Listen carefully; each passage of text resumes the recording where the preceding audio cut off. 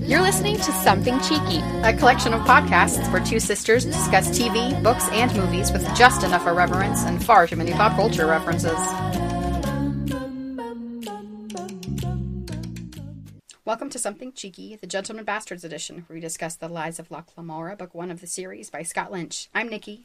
I'm Rosanna. Well, I've read the entire series. Rosanna has only read up to what we're covering today, which is Chapter 14, 3 Invitations. In this chapter... It's a trap!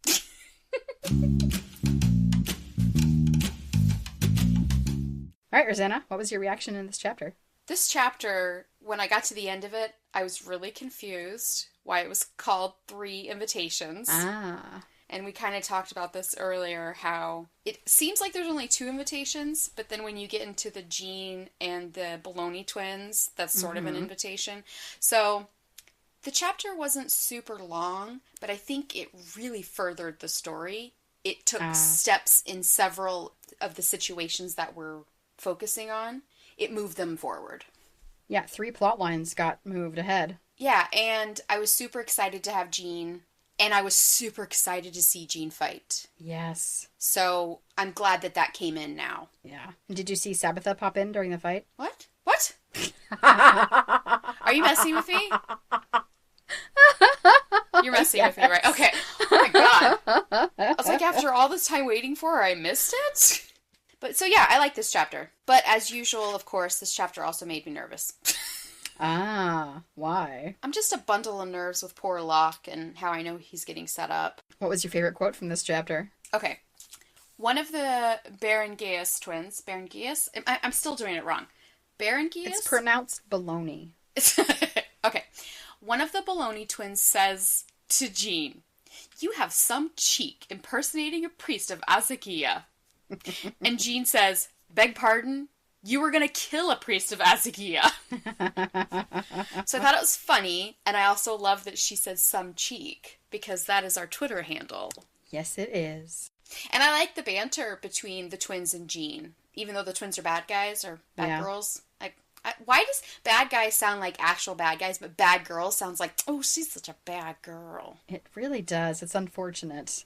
Anyway, they are bad. So even though I was glad that this fight scene ended the way it did, I was happy to have the banter between them, between the twins, it was a lot of fun. And with Jean. Yeah. It's nice to see him talk with someone besides Locke. Yes. You know what? I didn't realize that's what it was, but that's totally what it was. We see Locke interact with other people, but we hardly ever see Jean with other people. That's true.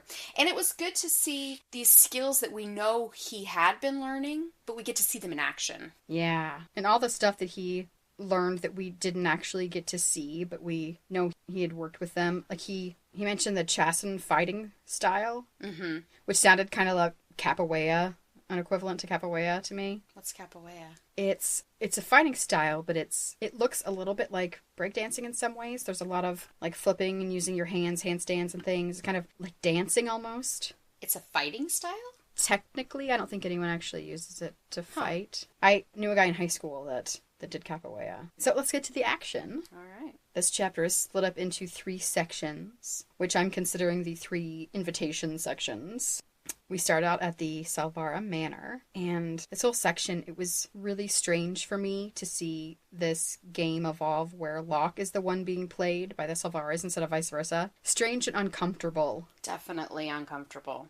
I did not like it. And there was even a point where he seemed slightly suspicious. We'll talk more about that when we get there, but that also made me worried. So first we see the Donna Salvara. She acts like she's happy to see him, and at this point she probably is because she has the upper hand, as far as she knows. The Donna takes Lukas to the close chamber as opposed to the duty chamber. I really like the contrast in that these... Duty. Ha ha. It's terrible. The duty chamber sounds like the bathroom. You're a grown woman. It must be an easy way to kind of hold power over people that are lower stations than you, or even people who maybe are trying to become your friend, because you can meet them in the duty chamber, and maybe someone is special enough to suddenly get invited to the closed chamber. Yeah, it really differentiates class, yeah. I think. You definitely know where you stand with the person that you're visiting by which room they put you in. Yeah, and it'd be really uncomfortable to get demoted back to the duty chamber if you had previously been in the closed chamber. That's a good point.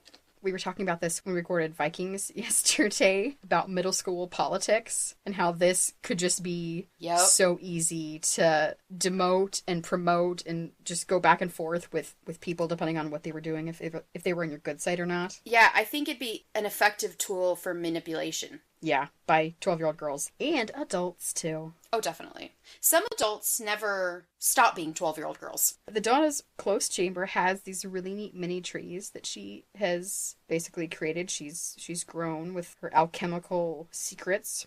They have really teeny soft leaves that are the size of Locke's thumbnail, super tiny. It sounds very delicate. And they hold up an alchemical globe and shelves even, so they act like tables. And as expected, they notice that Lukas is not wearing his dreary, too hot Vadran clothes, but he has fancy new threads that are fashionable in Camor. Lukas explains that while they have one ship secured, he still needs a few thousand crowns more to secure a second ship. And Don Salvara says that he doesn't have enough money to do this. Apparently some investments didn't work out. A bill didn't get paid. We do not believe any of this because they know what's going on and don't want to give him money. While they're talking about this, they bring out this orange that the Donna grew that made its own liquor, which sounds amazing. And kind of impossible. Yeah.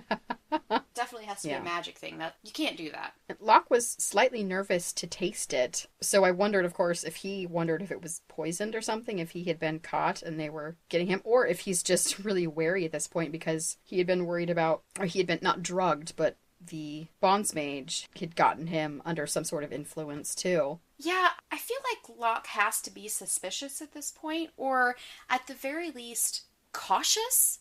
It just... And maybe that's just because I know. The only thing I can think of that would give him any reason to be suspicious is they say they don't have the money. Right, but that should be a tip-off for sure. Yeah. I mean, I guess they're good at playing the part that they've decided to play. I'm just worried about him. They say they can get him the money if he waits until Idler's Day, the Day of Changes Festival, which is the day of the Duke's Feast. And they give him an invitation to the Duke's Feast, or they invite him. This is our invitation number 1. Which we find out is kind of a big deal. Not everyone gets invited. It's, you have to be pretty important. All I was thinking when they invited him is, damn it, he's going to have to buy some more clothes. You don't think he can wear the same outfit again? No! This is a very fancy event. People are going to be like, I don't know if they have tuxes in Camor, but equivalent. Dress robes.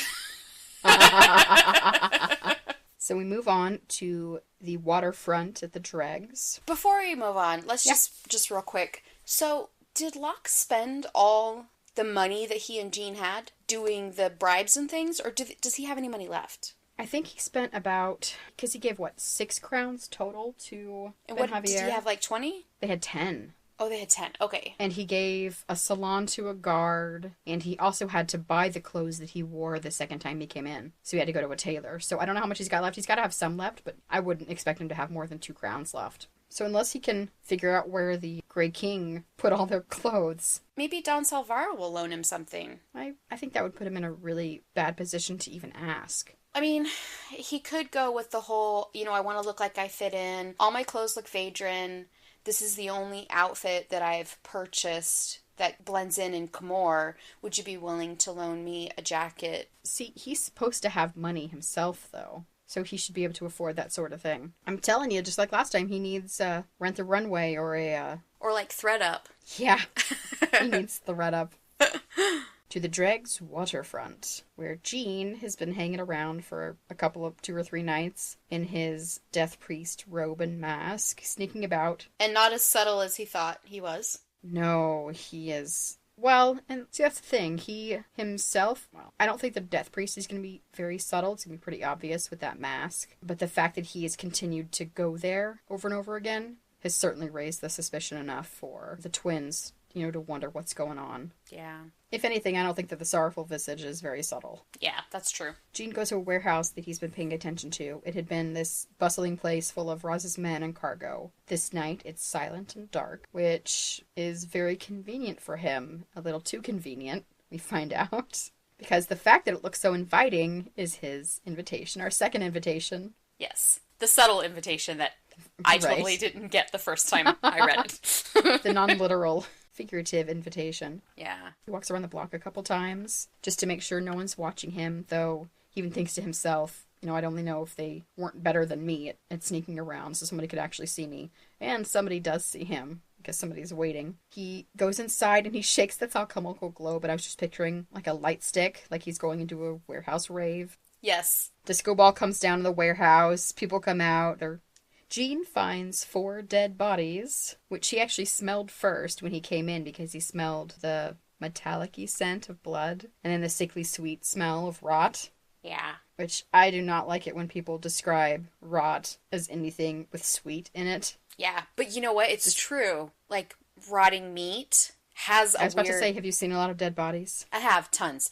No, one time... Besides in Criminal Minds. That's true. Once, our chest freezer in the garage, like, shorted out, and all the meat in it went bad, and it was disgusting.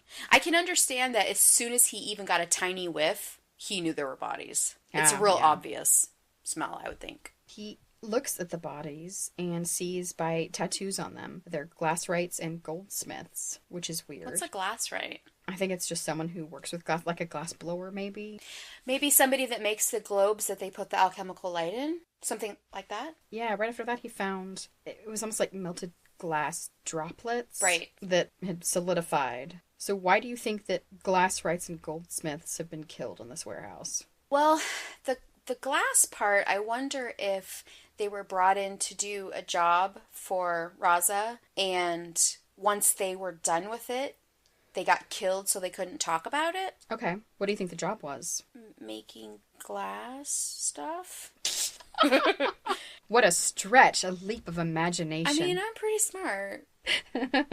Gold, too. Maybe it's glass and gold into the same creation. Okay. Sounds really pretty. Well, it doesn't make any sense to make something decorative and then to kill the people that made it. Mm. Though later, when Capa Raza is talking to Vorcenza and he says he wants to be invited, doesn't he say he wants to show the Duke something? He's got 4 sculptures. So I wonder if the sculptures are glass and also gold. Sounds very ornate. With the information I've been given, I feel like that's the best guess I'm gonna be able to come up with right now. Why did he have people killed then for that? That doesn't seem like a reason to kill someone because they made you some pretty sculptures for the Duke. Okay, but we're both talking about Capa Raza, right? We don't know. We've been saying since he was the Grey King before he was even called the Grey King, we don't know what his motivation is. I mean, we've gotten to this point we know it's revenge, but we still don't know for what. And he's killed a lot of people. A lot. Yes. So maybe he killed them because they knew something.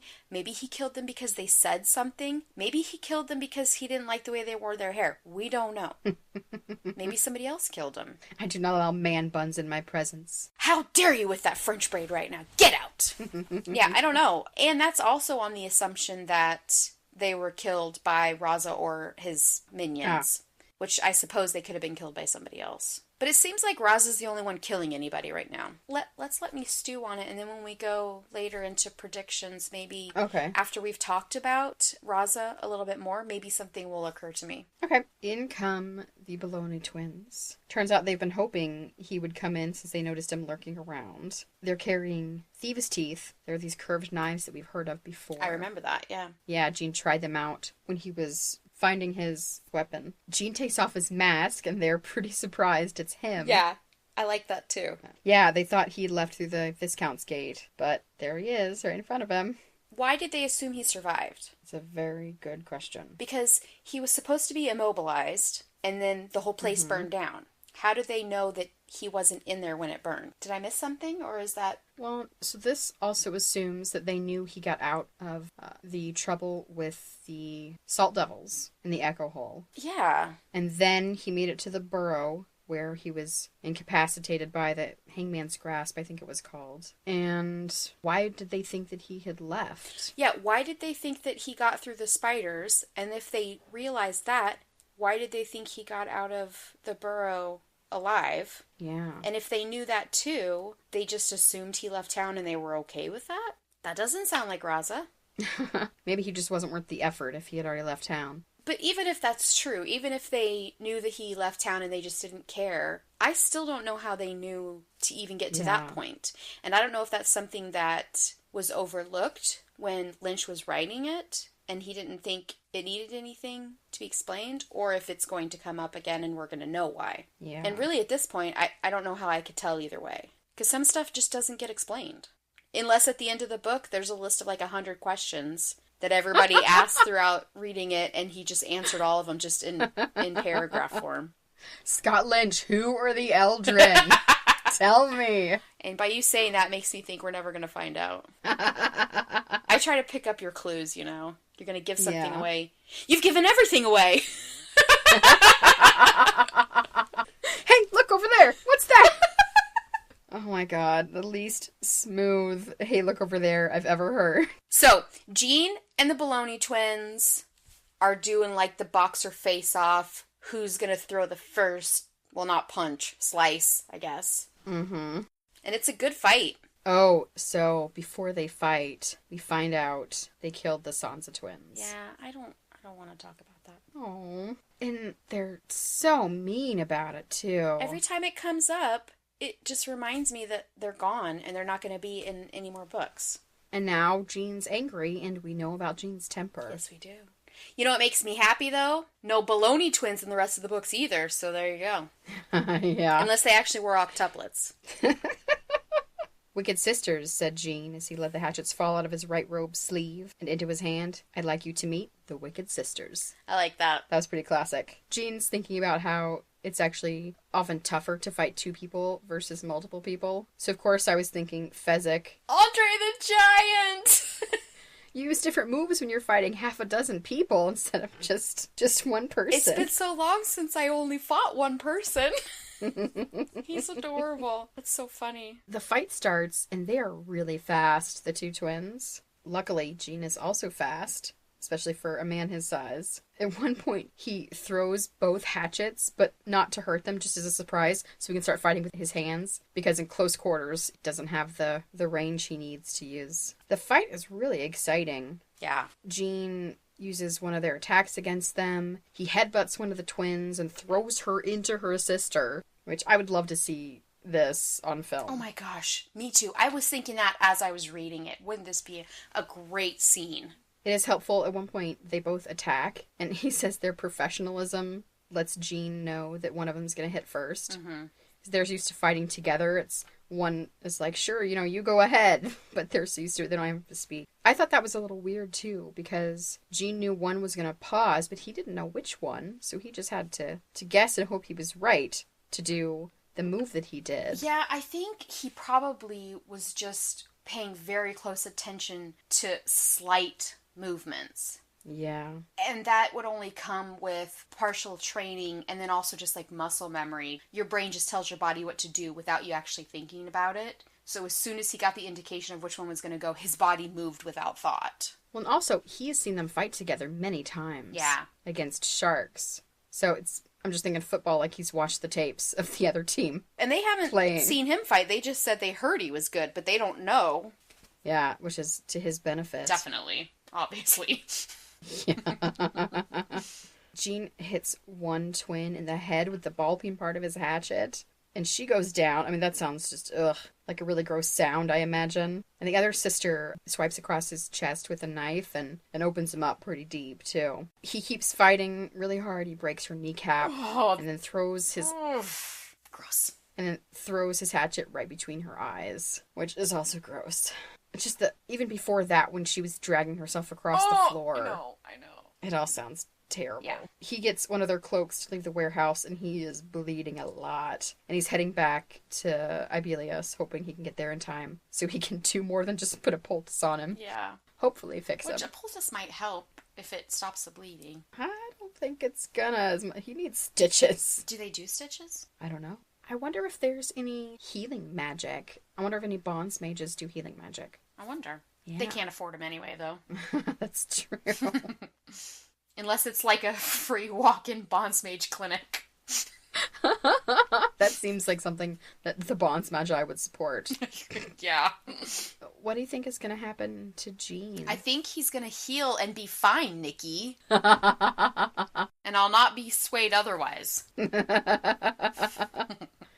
Jean used the word bitch on the sisters. Usually that word it always irks me anyhow. Mm-hmm. But I think it was deserved in this chapter. Definitely. I don't think that you should call somebody that just because they're a woman. But if they're acting like one, and they were horrible. Yeah. So we go to Donna Vorcenza in the tower, and this is the chapter where she finally admits straight out that she is the spider. At one point she says, "I'm not the Duke's spider because I have a soft heart." She's pretty unhappy with the mess going on after Barsavi died and with Raza's ascension to power. It's making a mess of her city. She does not like it. Well, she worked really hard to make it how she wanted it, and then he just showed up and made a mess. And it turns out that Raza really did exile her spies. Yeah. He had it right. Yeah.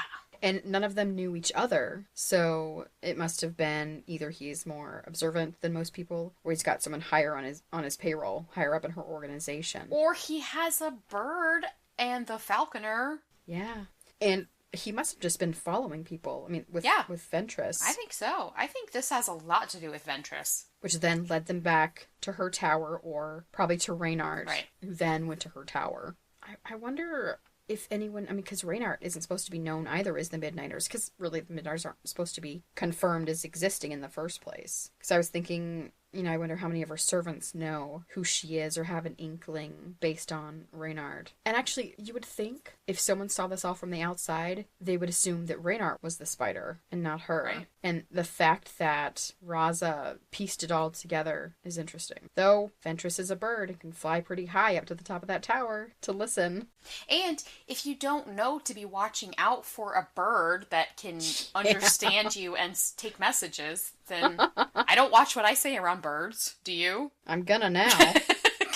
The Grey King himself shows up in her solarium. He got past the locks with the falconer, and he knows exactly who she is. He got inside that booby-trapped door without getting hit by the crossbow. So this is another thing that the falconer can do. He can also get through booby traps and locks. How? What did he do? That's an excellent question. I mean, is this guy like... he could just do anything? I worry that Lynch has given him too much of a variety of powers. Well, yeah. I mean, it seems like anytime we need to get through a situation, he just has an ability to get through it. Yeah. I don't know if I should say this or not. This is a spoiler. Never mind. It's not for anything that you've seen yet. It's something for a different book. Oh, well, I'll forget it by then anyway. I don't trust you to forget anything. I'm telling you anything. I'm actually really good at forgetting stuff. Shockingly so. It's a fan theory. Oh, interesting. About Bondsmagi's abilities. Ooh, I'm interested. Because, that's kind of what pushed me over the edge to read these books, was that there's an element of magic in them. Yeah. So that's why I'm always looking for it, and maybe willing to overlook some conveniences.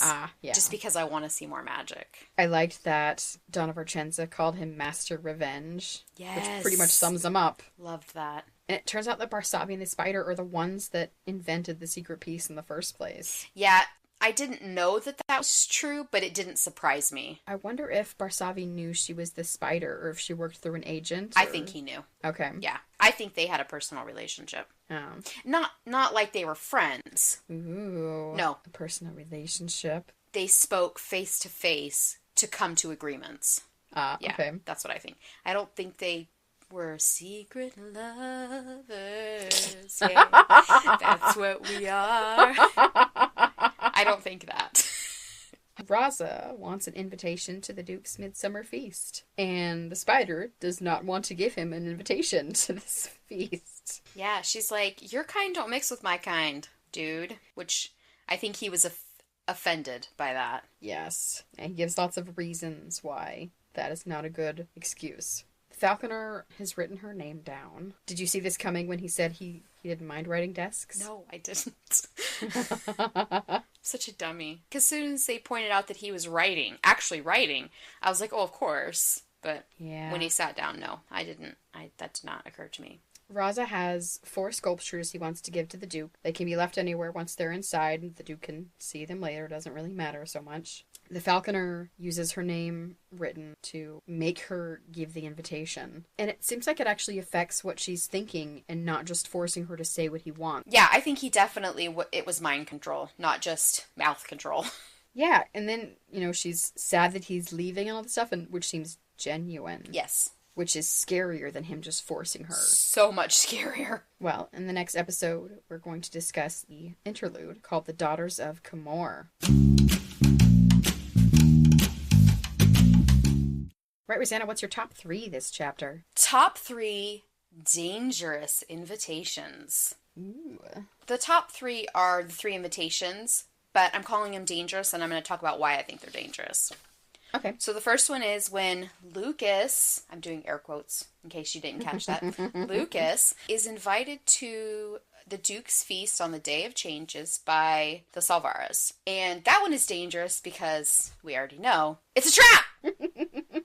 Worried about Locke in that one. The second one is when Jean is the priest and he's invited, air quotes again, to the warehouse, which is also a trap. But I felt like that being called an invitation was debatable. It was a silent invitation. I mean, I'm going to allow it, but I feel like it was on the line. They made it pretty irresistible to him. Yes. And then the third one is when Vorcenza invites Raza to the feast. And this one's dangerous because of how much control the Falconer has over Donna Vorcenza. Yeah. Like we just said, he doesn't just tell her what she needs to say. He actually puts it in her mind that these are her own thoughts. Yeah. And that is extremely dangerous for anyone that ever comes in contact with this guy. Like, I'm worried about Raza and the Falconer going to the Duke's feast and doing this to the Duke. I mean, I feel like this could go far, and if you've got the Duke and you can make him think whatever you want... And everyone knows the Duke's name. Yeah, and that could get very bad. So that one's that's the most dangerous one, for sure. The thing with names is so interesting. They're often used in magic. In the Dresden Files books, names are incredibly important too. It's knowing someone's full name, and not just knowing the name, but exactly how they say it, the exact cadence, the pronunciation, everything, is really important and can give you control over that person. So giving a wizard your name is a dangerous thing, especially coming from your mouth, where they hear exactly how you say it because that's how you identify. I would think that if you live in a world where this is a possibility, why would you ever go by your actual name? Also, what makes it your name? Well, and that's the thing. If you go by another name long enough, that becomes your name, and then that is what can be used. Yeah, I mean, is it the name that you're born with, the name that you go by? Like, okay, so my daughter, her name is Gabrielle, but everyone calls her Gabby. So which one is more powerful? Well, I think in different universes it makes a difference. And even over time it changes because the way that your identity changes.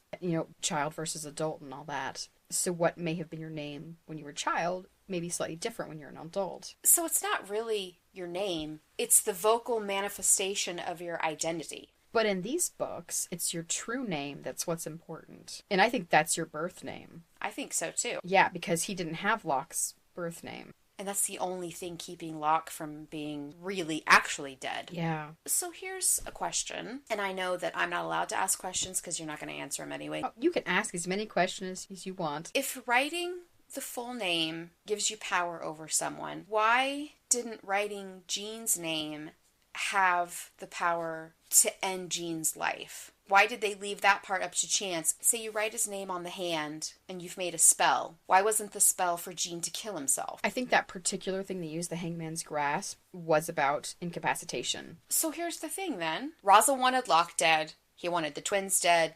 He wanted Bug dead. If he wanted Jean dead, why did they incapacitate him and not kill him? Here's my theory on that. It was the Falconer's job to handle all that. To handle. Ha, God. I'm sending you to the duty chamber now if you keep going with this. So my theory is that he likes to mess with people.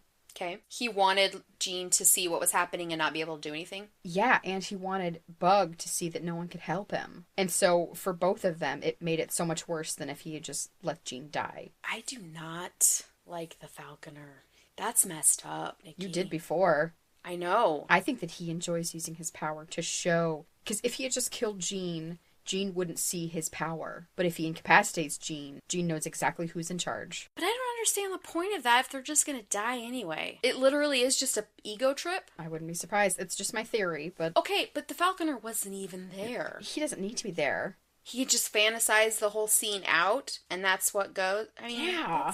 This is not uncommon, people fantasizing about that sort of... Not this sort of thing, but people have all sorts of revenge fantasies that they would never act out, but it makes them feel better to think about them. And just imagine if you were able to act something like that out. It's like why they say that so many serial killers take souvenirs so they can relive it.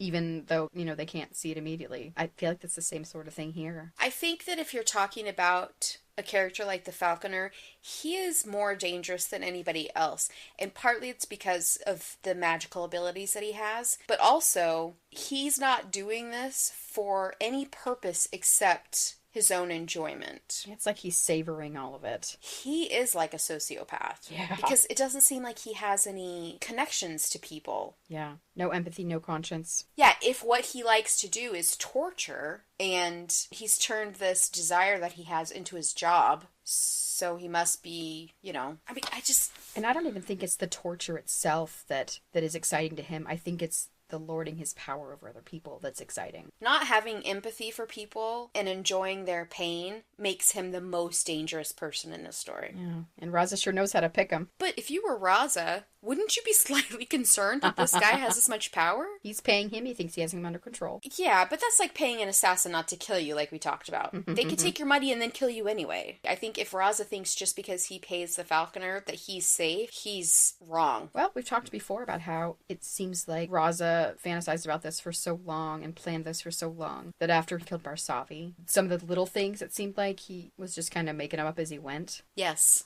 definitely. It wasn't as precise as it had been before. Mm-hmm. Not on everything. He still had the overall plan. Right. But yeah, the little stuff seemed to be just not as well thought out. And so maybe it's that same way with hiring the Bondsmage. He didn't really think through to the end, possibly. So do you think that something's going to happen? I want people to be basically good. And watching Vikings and reading this book has proven to me that is not true. The fictional characters have proven to you that people aren't naturally good.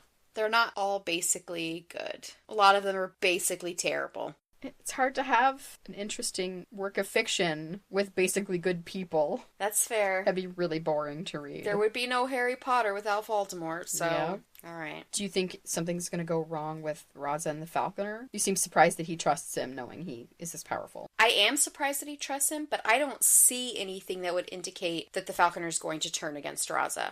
I just think that Raza would be smart to be cautious. The interlude this week is pretty short, so we're going to save your deeper predictions for that episode.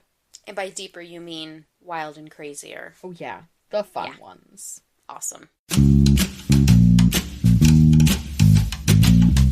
Now it's time for Cheek of the Week, where we talk about something we really like and want to share. My cheek this week is something that I hope you all have, but if you don't, you really need to buy the A Song of Ice and Fire set by George R.R. Martin. I've read this series. There are 5 books out so far of the 7. This is what the show Game of Thrones is based off of. Also, if you haven't seen Game of Thrones, you should watch it because it's a lot of fun.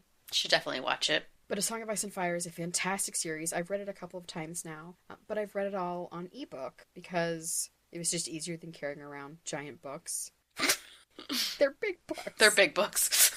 But for Mother's Day, my mom got me the leather-bound set that I've been watching on Amazon for 2 years that I've wanted this set.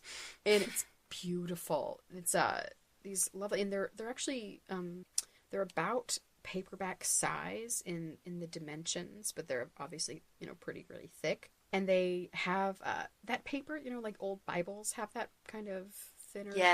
Yes, that just feels nice to turn those pages. I would really like to see these books. They're beautiful. I'll post a picture. They're just lovely. Yeah, they all have their own color. Really pretty. Yeah, and they all just come in this little just cardboard box where they can keep them all together. Yeah. But they're just lovely on their own. They have the nice leather covers. They're not massive. I'm so used to like giant hardback books that are just so difficult to carry around.